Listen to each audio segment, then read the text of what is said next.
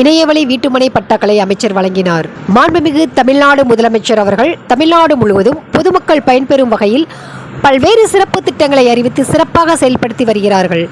அந்த வகையில் இன்றைய தினம் மலிமலைக்கரடு மக்களுக்கு நீண்ட நாள் கோரிக்கையாக ஏற்று பட்டாக்களை வழங்கப்பட்டுள்ளது. இது போன்ற வீட்டுமனை பட்டாக்கள் புதிய பட்டாக்கள் என்கிற வகையில் ஏறத்தாழ 4000 பட்டாக்கள் இப்பகுதிகளுக்கு வழங்கப்பட்டு இருக்கிறது. இப்பட்டாக்கள் ஆன்லைனில் பதிவேற்றம் செய்யப்பட்டு அந்த பட்டாக்களை எளிதில் தரவிறக்கம் செய்யும் வகையில் அமைக்கப்பட்டுள்ளது.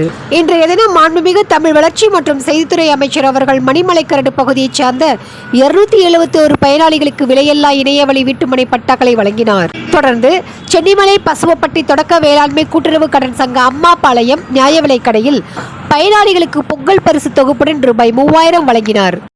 இந்நிகழ்ச்சியில் துறை சார்ந்த அலுவலர்கள் உடன் இருந்தனர். மேலும் முழு விவரங்களுக்கு நம்ம ஈரோடு.com வெப்சைட்டில் பார்க்கவும்.